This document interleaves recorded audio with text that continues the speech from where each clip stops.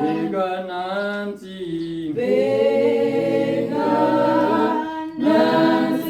inceku yakho suthobilumbo yawa ngithulile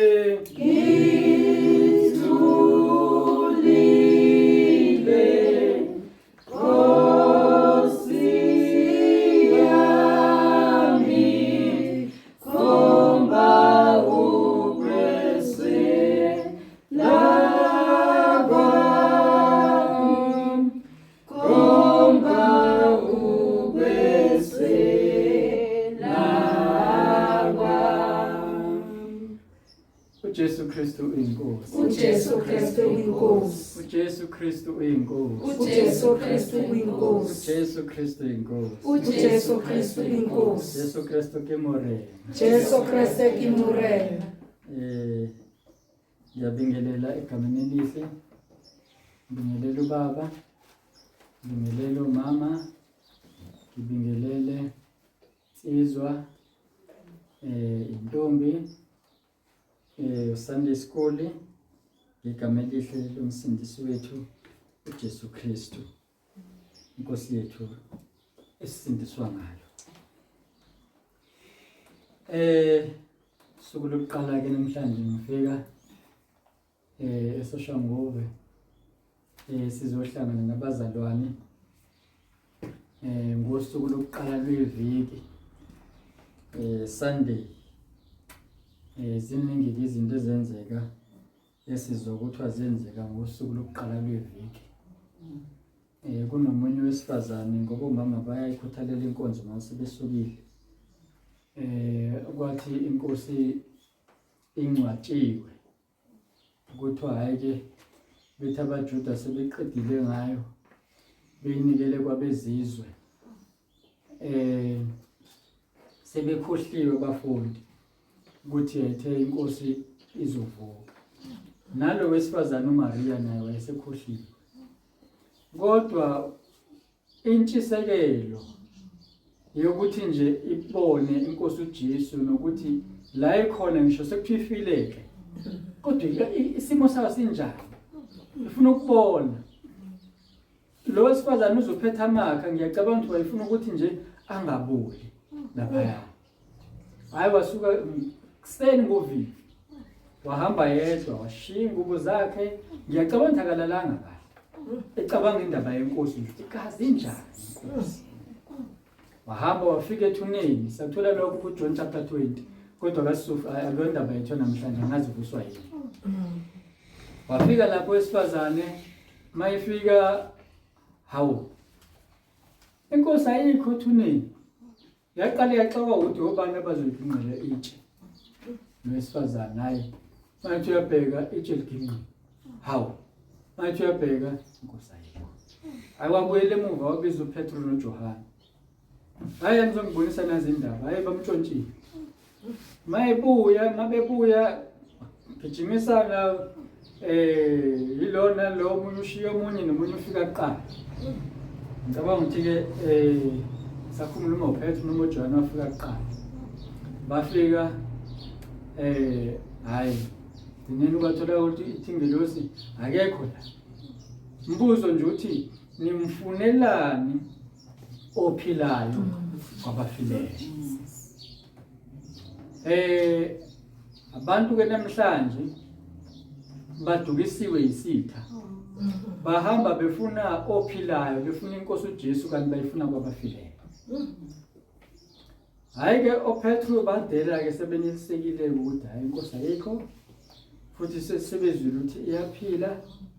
Hayi babuyela lapho kade bekhona. Lo wesifazane phihla isililo. Akahambanga wesifazane efuna uJesu. Kwazi kwaba ukuthi inkosi uJesu iyazibonakalisa yena. Yabona kwesinye isikhathi ungamfuna uJesu ube sendaweni la ekhona. Kodwa umshiya uhambe ugcina ungamtholanga kanti ukhona lapho. Ukuthi nje umfundisisana. Amen. Ijulile indaba yokhona. Idinga ukuthi uJesu simfunisise.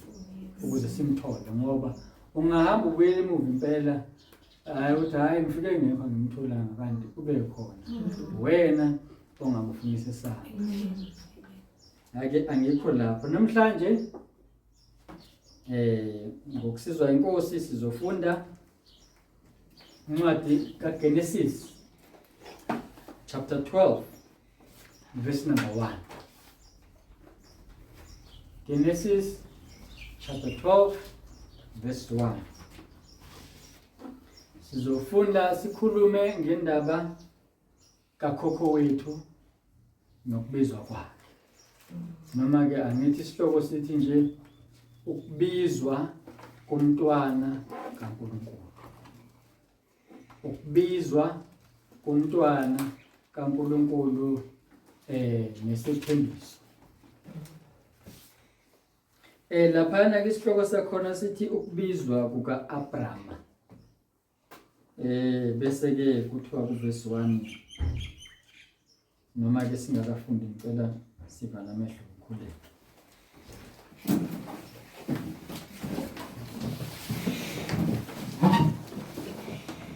Baba sezulwini, Baba Thongcwele, nali izwi lakho uthe liyaphila, wathi linamandla, wathi libukhali kunazo zonke izinkemba ezifika nhlangothi zombili, wathi lihluba amahlathi, lahlulela izinto zenhliziyo. Baba Thongcwele, ngiyacela ukuthi ulehlise linguwe lingumlilo. Baba Thonamandla, nami ngiyacela ukulizwa njengalokhu sikhulekile. Baba Thonamandla, ukuthi wena uqobo ubeke amazwi akho ukuze kungakhulumi mina kodwa ukhulume wena ngokuthi kuvuleke lo mlomo. Ngiyacela ke Nkosi ukuthi nami ngilizwe izwi lakho. Na wonke umuntu okhona la endlini Nkosi, ngiyacela ukuthi umbusise ngezwi lakho.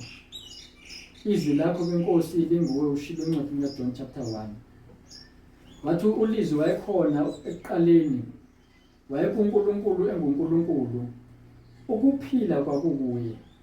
Sicela wena ke Nkosi Jesu, wena ukuphila okukuwe, ukuthi ngezwi lakho Nkosi udala ukuphila phakathi kwethu. Usenzele umusa Nkosi, ubusise ubuyele Nkosi ngomlilo wasezulwini. uJesu Kristu uyinkosi. uJesu Kristu uyinkosi. uJesu Kristu uyinkosi. uJesu Kristu uyinkosi. uJesu Kristu uyinkosi. uJesu Kristu uyinkosi.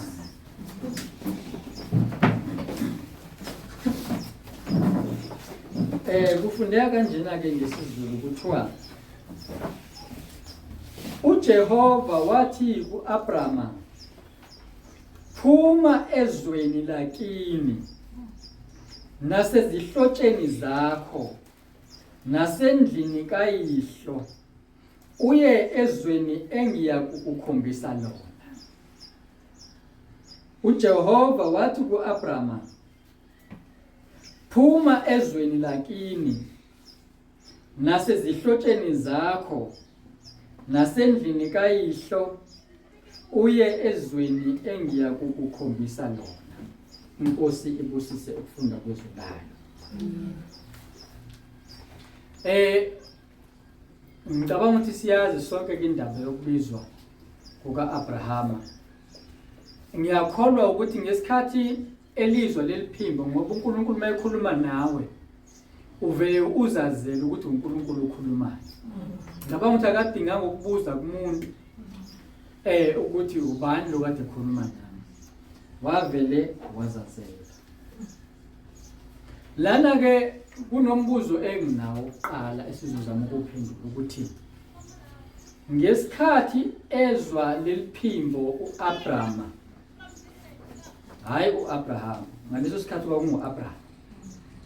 Ngesikhathi ezwa lelo phimbo wayekuphi? Ngoba kubalekile ukuthi sazi ukuthi siphuma kuphi. uNkulunkulu usithathe kuphi? Uzathi phuma nje ukuphi? Uphuma kuphi? Ngoba mhlawumbe kungafika noSathane athi phuma lapho khona kanti ukukhiphe endaweni e-right. Yikho kumele siqonde ukuthi la sikhishwa khona indawo enjani, yikuphi la sikhishwa khona kahle kahle. Ngoba singaqondi sizodideka, sizocabanga ukuthi sisendaweni e-right kanti siphume endaweni e-wrong sazongena endaweni wrong futhi. So ke umbuzo ukuthi wayekuphi isikhathi ebizo. Uma sibheka lapha ku Genesis 11 uverse number 31 no 32. Khona nje lapha phambi kwethu. Verse number 31 uthi uThera wathatha uAbrama indodana yakhe noLoti indodana kaHarana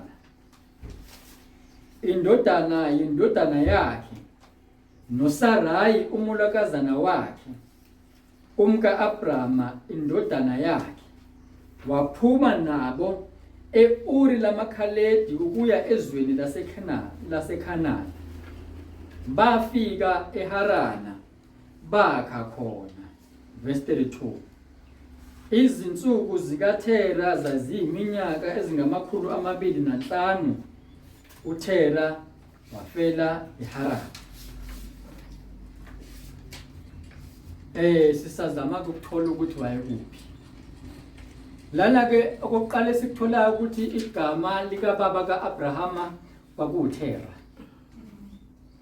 uThera waba namadodana amathathu. Kwaba nguAbrama, kwaba nguNeha, kwaba nguHarani. uHarani wafa phambi kwayise. Wayenendodana uHarani igama layo kwakuthiwa nguLoti.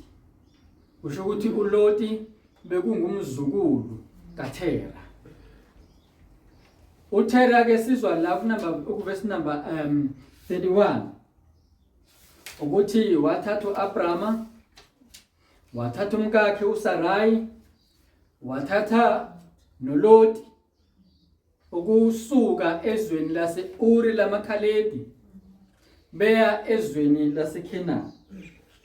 Mabefika eKhenana angazi kwenzakalani eKhenana babuya baya eHarana. Leli gama ukuthi baya eHarana ke angezi iHarana noma isukela kumfabo kaAbrahama lo owafa phambi kwayise ubaba kaLoti. Mhlawumbe kwakuyindawo yakhe leyo angazi. Kodwa ngibona amagama efana.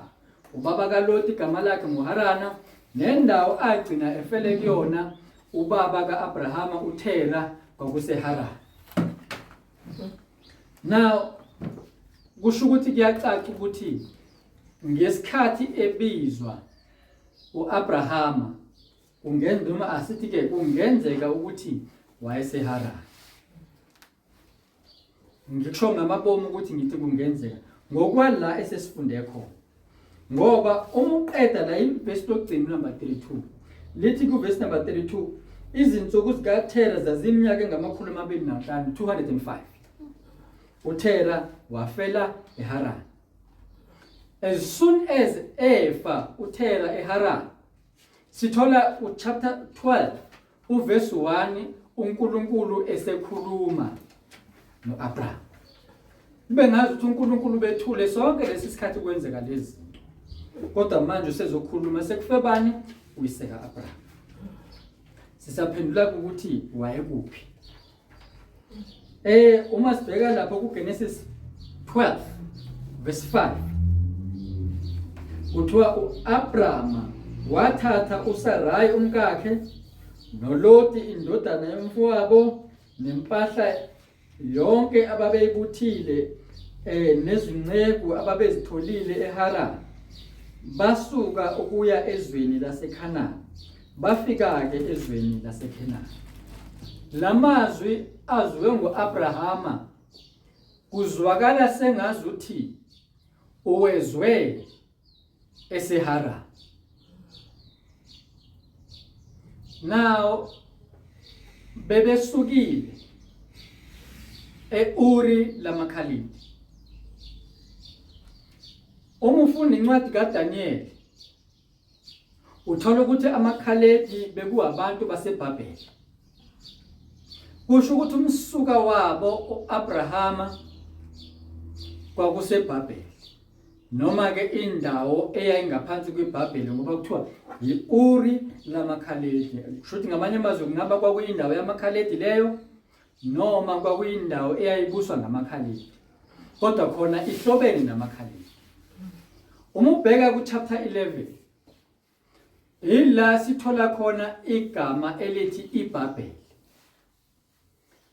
uNkulunkulu ubheka lapha ku Genesis chapter 1 verse 28.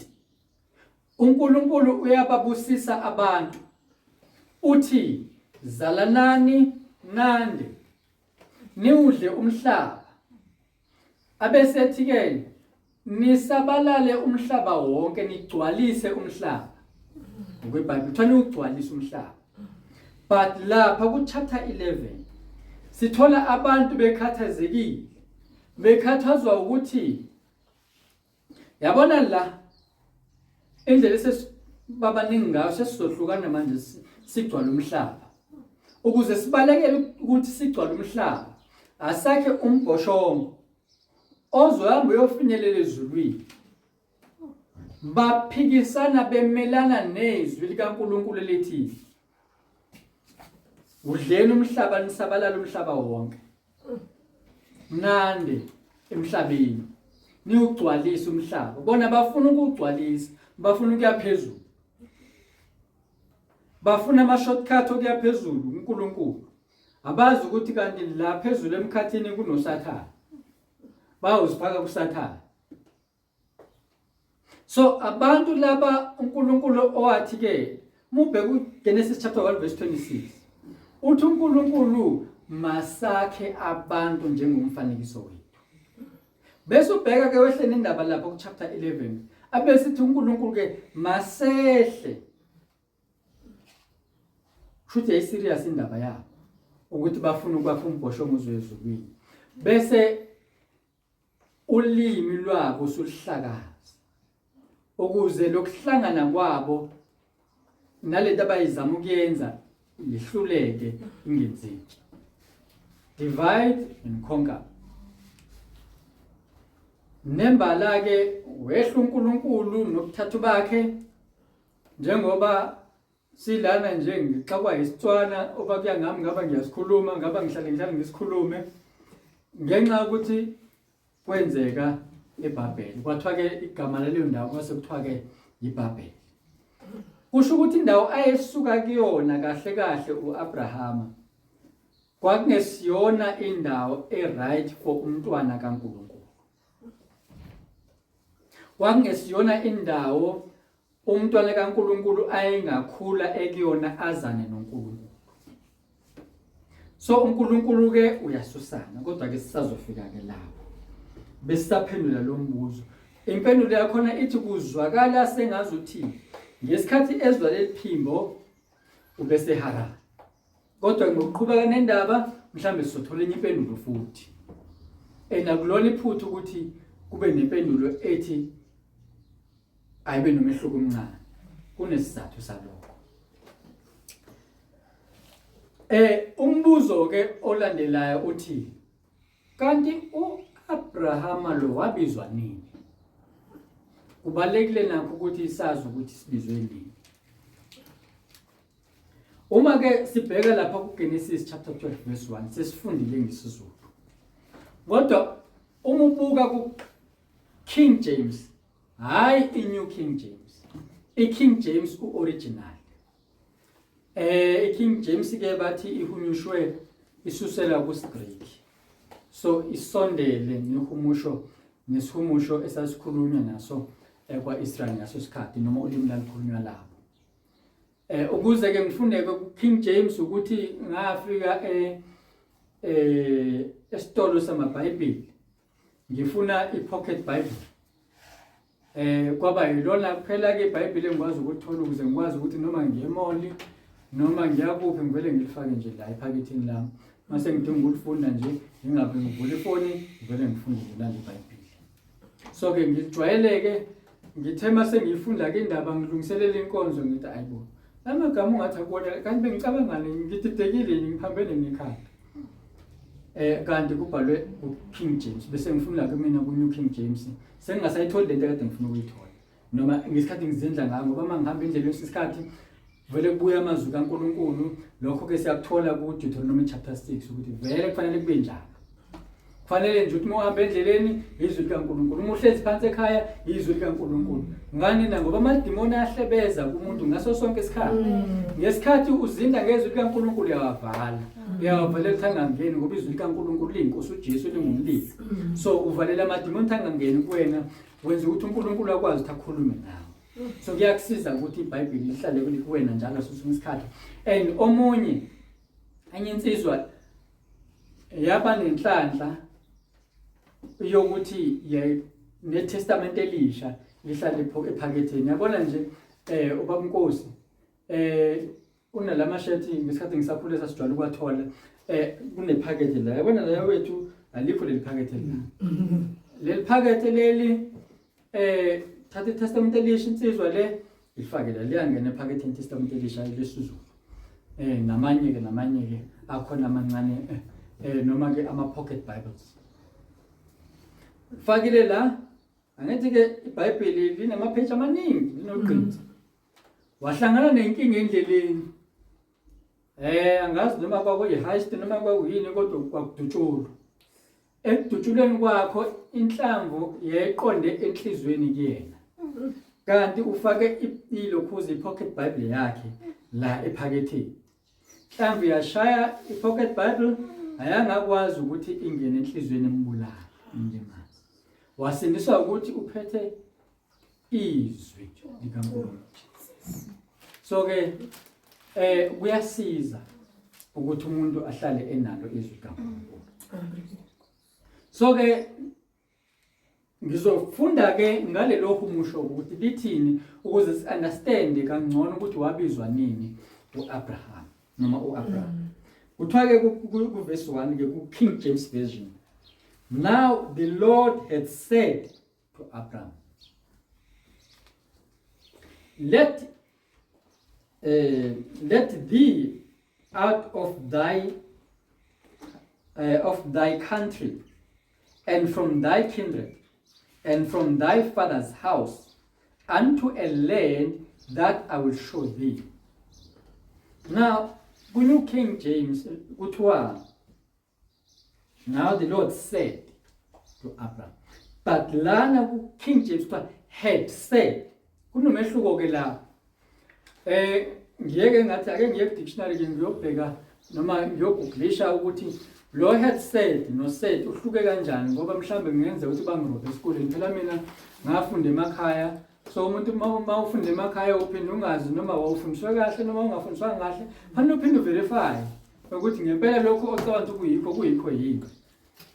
Amaqiniso kufanele siwa verify. Cha ngempela ngathola ukuthi kuyikhona. Ukuthi usedi usho ukuthi wathi. Kodwa uhad said uthi wayethe. Labe seliyacacisa ke ukuthi kukhulunywa ngento okwakuthana mayenzeke. So ngamanye amazwi lapha ku verse 1 hayi ukuthi wayesho ngaleso sikhathi uNkulunkulu. Kodwa sithothi wayeshilo uNkulunkulu ngaphambili. Hayi ukuthi usho ngaleso sikhathi kodwa into le ayisho ngaphambili usho sesiyagcizelela ukuthi uNkulunkulu bekwakhuluma ngaphambili. Mhlambe komunye uzothi hayi kuyihumusho nje. Mhlawumbe ukwabhaleka ngephutha phela yenzeka amaphutha. Ake sibheke ku chapter 15 verse 7 kuGenesis. Ukuze siverify le ndaba ukuthi hayi ukuthi wayesho ngaleso kodwa into ayishilo ngaphambili uNkulunkulu. Lapha ku verse 7 kuthiwa ke wayesethi kuye khuluma uNkulunkulu ukhuluma noAbraham. Wayesethi kuye nginguJehova owakuphumisa eUri lamakhalidi ukuba ngikumise ngikunike lelizwe libe yifa lakho. Wayesethi kuye nginguJehova owakuphumisa eUri lamakhaledi ukuba ngikunike lelizwe libe yifa lakho. Uthini uNkulunkulu wamkhipha kuphi? eUri lamakhaledi. Now kulezi indaba kulombuzo oqala bese uphendula ukuthi wayekuphi sithola ukuthi wayeseHarani. Kodwa la ngenxa ukuthi iBhayibheli lesingisi lithi wayethe. Lapha futhi sizwe uNkulunkulu ethi engasho uNkulunkulu ukuthi umkhiphe eHarani. Kodwa uNkulunkulu uthi umkhiphe kuphi? Uri lamaKhaldiya. Ur of the Chaldeans. Now, mayimkhiphe lapho, ngiyasola ukuthi into eyenzeka kuAbrahama yilento eyenzeka kubaba umpostoli uNtsibande. Ukuthi uNkulunkulu akhulume naye. Athi kubaba uNtsibande ngakhela ibandla lawo. Yena ahamba ujoyina ibandla. Ngiyasola ukuthi wathi uNkulunkulu esemtshenile uAbraham noma uAbraham ukuthi phuma kuphi ezweni lakho nasehlotsheni zakho nasendlini kabani kayihlo baba wakho. Yena wenze njani? Waya kuThera. Thera baba uNkulunkulu manje ubethi angiphume ezweni lakithi la eUri lamaKhaldiya. Wathi futhi ngiphume ehlotsheni zami. Wathi futhi ngiphume nasendlini kababa. Uyezweni engizokunika engizokutshela lona. Wayesesho ukuthi uma uqhubeka nendaba lapho uthi lapha ake sifunde lapha lokho verse 2 no 3 lapho chapter 12. Ngiyakukwenza isizwe esikhulu. Ngikubusise. Ngenze igama lakho libe likhulu wena ube isibusiso. Ngiyakubusisa ababusisayo nokuqalekisa ngiyakumqalekisa. Imindeni yonke yomhlaba iyabusiswa kuwe. Ngiyacabanga nje wathi bayizwa le ndaba. Uthele ukuthi hey yakwenza ube isizwe esikhulu yabona ukuze ngingasali angidrive mina le nqola. Abe mina manje uzomtshela manje Abraham. Yabona ke manje Abraham mfana wami uNkulunkulu ukhulume kahle. Asiphume wena noSara. Ngoba akushongo ukuthi phuma endlini yakho. Uthe phuma endlini kayihlo. uSara beyindlu kaAbraham. Uma bebeli nabantwana futhi befanele baphume nabantwana babo ngoba akushongo ukuthi akaphuma endlini yakhe. Uthola akaphuma endlini kabani? Guys. Uyisa bodwa nami lesibusiso ngiyasifuna. Uneha engikholwa ukuthi noma uma ufunda incwadi kaJesha uthola ukuthi uNeha bekuyise kaSara noma uSarai. Yikho phela uAbraham wathi uSarai udadewethu ngoba bekuyindodakazi kamfowabo. So ke mase ngaba sebe eseyizwile indaba Thera. Okay, ngizokuthatha ke wena nendlu yakho. Nolodi. Ngiyasola ukuthi uThera njoba ngengathi leli gama lika baba kaLoti uHaran.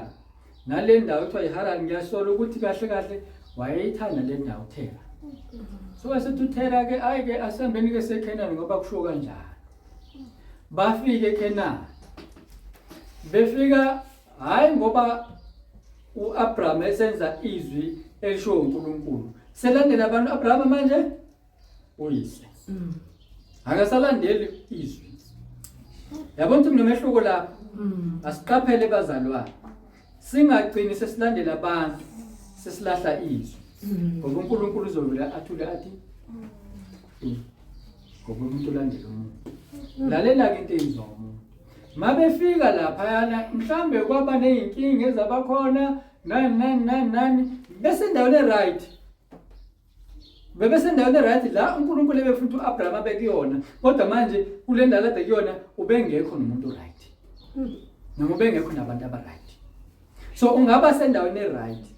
uNkulunkulu athuliswa ukuthi awuhlangene nabantu ababizile. Aba right. And umuntu mangaba engekho endaweni abizelwe kuyona uzophuma kuyona. Uzoziphumela. Ngoba bengabizelwanga ubengabizwanga uThera ukuthi makaye eKenani. uThera wathi hey ngangizami. Ake selapha eHaran manje. Ngazothi manje kunamadlela ahlaza lapha eHaran. Mhlambe kwakutshaleka kahle mhlambe izinto zazivuma lapha zimila kahle wathi hey ngangizami asemse eHaran. Ngoba bese belandela vele uyise uThera. Ababuzanga ukuthi angani uNkulunkulu wayethe sizwe eKenani. Manje ususaba uphi manje? Bathi labathi du. Yabona umntwana kaNkulunkulu olandela umuntu kuthi noma sebona hayibo akusikho la ngibizelwe khona kodwa useyaqhubeka ngoba uvela valeka amehlo ngoba wenze njani ulandela umuntu. Kuyingozi ukulandela umuntu ngoba uzozigcina usungekho endaweni obizelwe kuyona. Now uzithola ke manje uAbraham noSarai noLoti bese Haran wafa uTera efela eHaran no 205 years. Mayefa yavala ichapter. Yaphela ichapter yokulandela umuntu. Kwase kuzoqala ichapter yokulandela izwi. Lafika izwi elalike lakhuluma kuqala. Lathi phuma ezweni lakini nasezihlotsheni zakho nasendlini kayihlo uye ezweni engizokukhombisa lona. Uyabona uNkulunkulu indlela asebenza ngayo kunezinto angakwazi ukuthi azikhulume ungekho endaweni eright. Into azoyikhuluma iyodwa ukuthi suka la. Ngoba kunalezi zinto angeke azenze ukuleyo ndawo. Kodwa kufanele ukube kule ndawo eyakhe ngoba le ndawo akuyona eyakhe le ndawo akuyona. Okuyona wena. Akabusi kule ndawo okuyona. Yikho wathi ubaba uMpostoli ngithe ngakhela ibandla lami. Angishongo ukuthi uzosisiza la. Ngoba uNkulunkulu wayengekho kule ndawo. So uNkulunkulu wayengena kumsebenzisa umpostoli ngoba ubengekho endaweni abizelwe kuyona. And bewugcina uNkulunkulu engasebenzanga ngaye uma bezoqhubeka abe nenkani abe kuleyo ndawo elandela umuntu. Kanti bekufanele alandele bani? Izwi. Kanti ubani owayekhulume naye eqaleni? Wayeshunyezwe lo muntu? Elikabani iphimbo ayizwile. Manje pho uselandela abantu. Wena uzwe iphimbo likabani? Ulizwile nje khona iphimbo likaNkulunkulu. Uma ungakalizwa khuleka mntaka mama. uNkulunkulu ngiyafisa ngiyacela ukuthi ungisize ngilizwe izwi lakho ukuze ngihambe ngokwezwi lakho. Ngoba inkosi uJesu ingulizwi. And uthe akekho oza kubaba ngaphandle kwakhe. Akekho ongeza kuNkulunkulu ubaba ngaphandle kukalizwi ngaphandle kukaJesu. Ngoba lapha ku John chapter 1 verse 4 sizwe ukuthi ukuphila kwakukuye ulizwi. So ngaphandle kwakhe ukuphila akukho. Ngaphandle kwezwi likaNkulunkulu akukho. So asikwazi ukulandela abantu. Kodwa simelwe ukulandela izwi likaNkulunkulu ukuze sifinyelele ezulwini. Ngoba asibizwanga ngabantu kodwa sibizwe ngubani? uNkulunkulu. So ngoba sibizwe uNkulunkulu kufanele silandele yena ke ngoba uyakwazi la esibizele khona. Ngoba lana mayichazelo uAbraham uthi ke ngizokusa ezweni engiyakukhombisa lona. So lelizwe akamkhombisi manje akamtshela ukuthi uyalapha. Kodwa uthi ngizokukhombisa uma usuphumile. Uma ungakaphumi kusho ukuthi ngeke ngikukhombise. Unezwe lezono umuntu akulona. Angeke uNkulunkulu amkhombise indlela yokuyezulwini nokuthi kahle kahle uyapi ekholweni kwakhe uma esesezonweni. Ngoba yizwe lelo uNkulunkulu angakwazi ukusebenza kulo, angakwazi ukuthaphile kulo, angakwazi ukukhuluma ngendlela athanda ukukhuluma ngayo umuntu ekulelo zwe lelo, izwe lezono.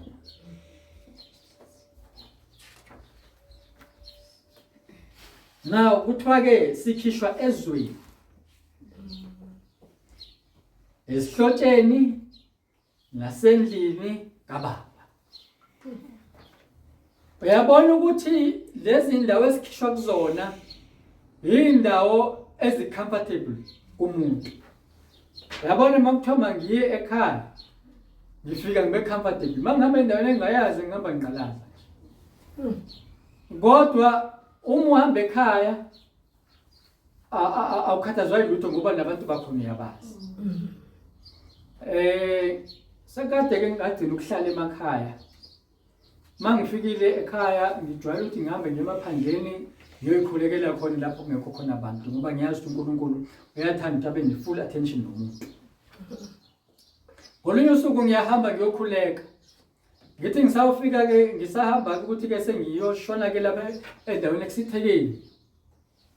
Futhi lensizwe singikhohlile. Ilabantu abaphuza. Hey ubani wena? Hey ubani? Ngimthule ngimbuke nje ngibuke. Hey ufuna kanti ufuna ukungilwisa lo muntu.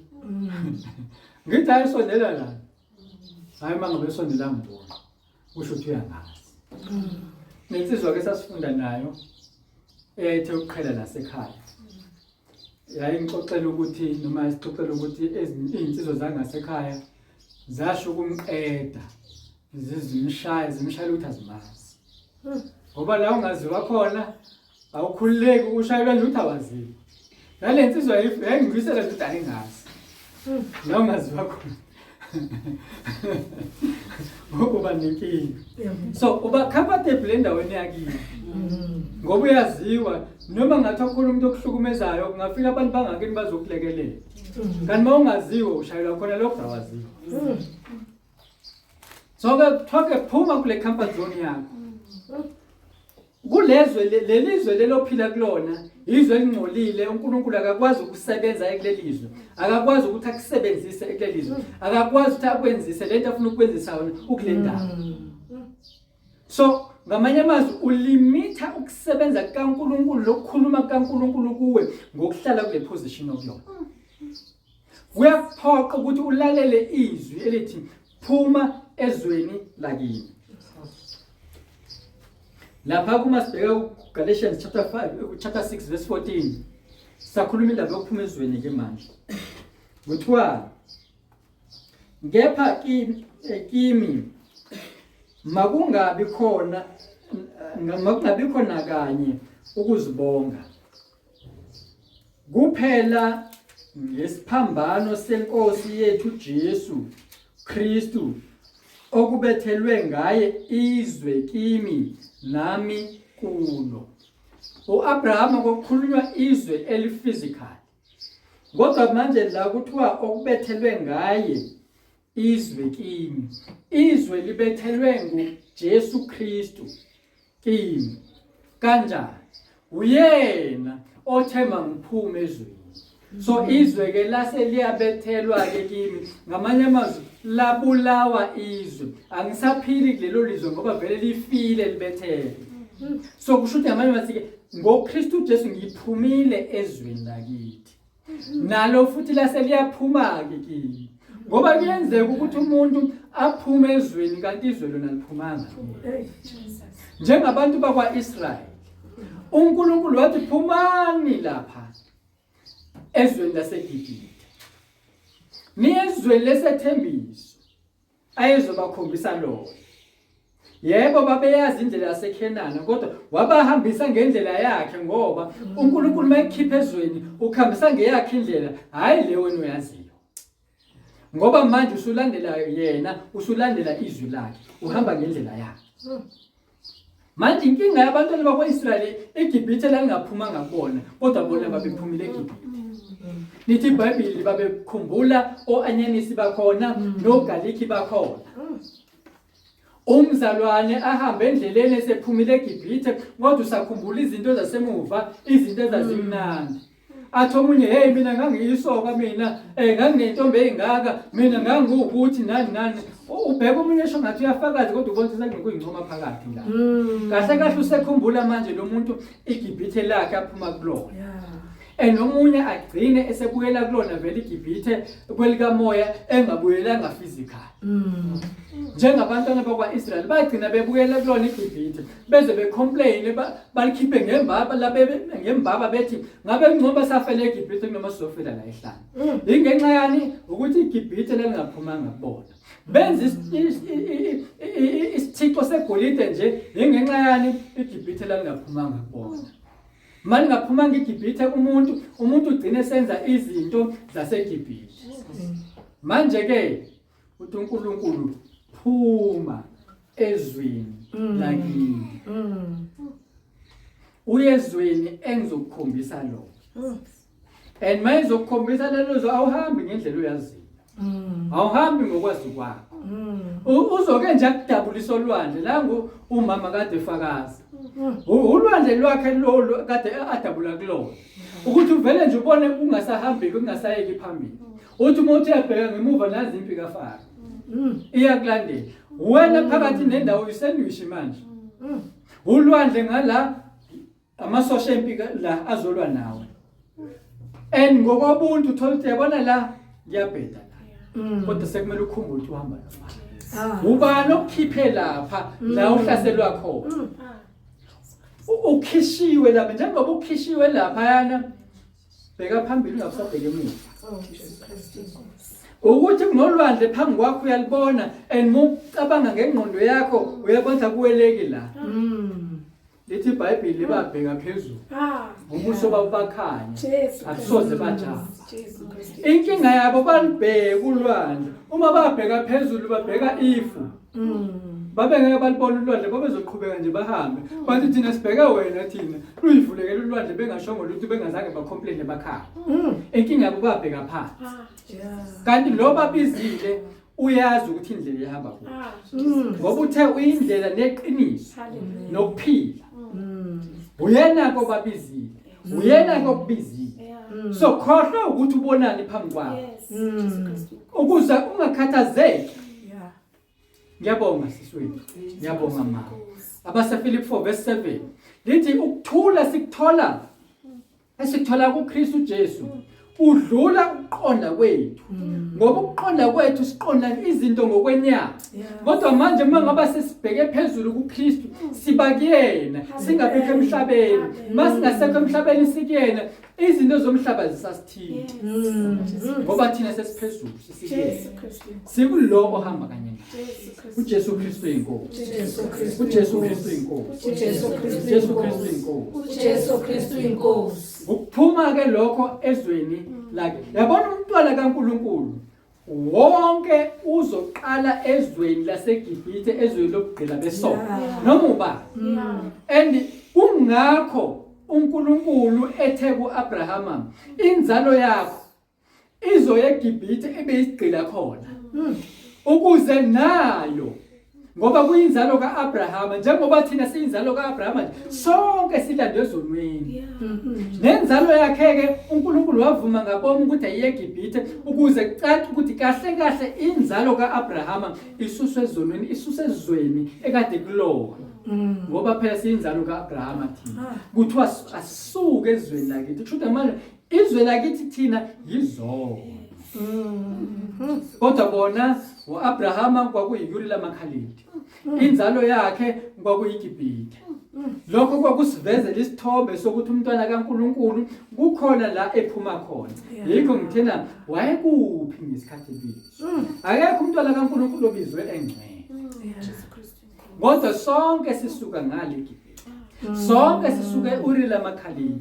Kodwa manje uthe phumanike lapho ukuze ngimkhombise indawo yakhe. Engizonibusisa masene kuyona. Futhi usela ngeke ubusiseke la. Isibusiso sivela ngokuthi ube sendaweni engizokukhombisa kuyona ngoba indawo engiphila kuyona mina Kristu. Indawo engihlala kuyona. Usiyohlala noKristu kuleyo ndawo. uKristu akakwazi ukuhlala neGibhithe. uKristu akakwazi ukuhlala nezono. Sidinga ukusuka ezonweni. Ukuze sithole isibusiso. Ngaphandle kwalokho ngeke sisithole. Amen. Phuma ezweni lakini nasehlotsheni zakho. Hayi bengisathi ngisazokhuluma ke ngihlobo nendlu kunamavesi engiwabhalile la kodwa ngicela sibambe la. Cela sibambe amehlo sikhuleke.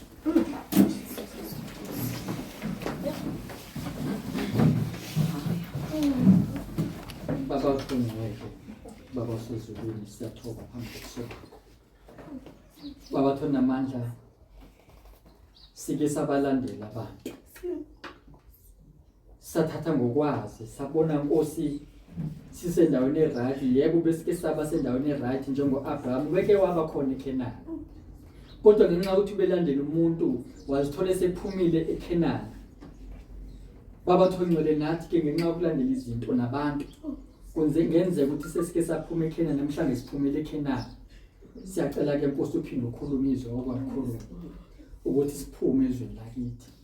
Ngoba besiphila ezweni lezono, ezweni lokungcola, ezweni lokunganaki, ezweni lokungaqapheli, ezweni lokungalifundi izwi lakho, ezweni lokungakhuleki, ezweni lokungalithibi, ezweni lokuhamba ngokwenyama, ezweni lokuthanda izinto zezwe, ezweni lokuthanda ibhola, ezweni lokuthanda imiculo yezwe, ezweni lokuthanda imidanso, ezweni lokuthanda izinto ezibukeka zizinhle emehlweni womuntu. Kodwa umusulandela ngeso likamoya ubone ukuthi lezi zinto zikungcola, ziyokungcola umuntu zimholele esihlokweni. Baba thona amandla siyabonga ukuthi usibizile ngobizo olungcwele, ubizo owabiza ngalo ukhokho wethu Abraham othena unguyise wabo bonke abakholwayo. Siyabonga ke uNkulunkulu othona amandla ukuthi usikhanyiselile indlela yokuhamba ngayo umntwana wakho, nokuthi uma ngabe usibiza indlela ayibi lula, usithembisa ukuthi izoba lula.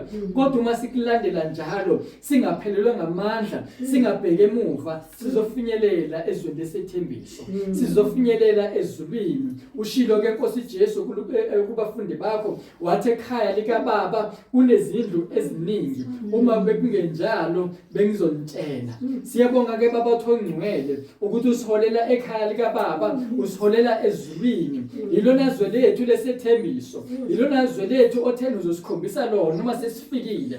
Baba thongcwele kwethu nje ukuphuma ezweni sekulona. Senzele umusa ke Nkosi ukuthi siphume ngokuphelele, nalo izwe liphume kithi, libethelwe kithi, nathi sibethelwe kulo uNkulunkulu othona amandla. Ngoba ngesiphambano siyafika ezweni lesethembiso, ngesiphambano siyafinyelela ezulwini. Ngaphandle kwesiphambano ukuthi isiphambano kufe izwe kithi, nathi sife kulo izwe. Ngaso isiphambano sakho Nkosi Jesu singefinyelele ndawo. Indlela idlula esiphambanweni, indlela idlula ekufeni. Baba thongcwele siyacela ukuthi Nkosi singcwatshwe namhlanje. Baba thona amandla maqondana nezwe lingcwatshwe kithi uNkulunkulu othona amandla. Sihambe singabakhululekileyo. Uthe Nkosi Jesu wena uma umuntu umkhulula uyakuba ngokhululekileyo impela. Ngicela Nkosi Jesu ukuthi ukhulume wonke umuntu ola endlini, naye wonke umuntu olizwayo izwi lakho namhlanje kulesi sikhathi.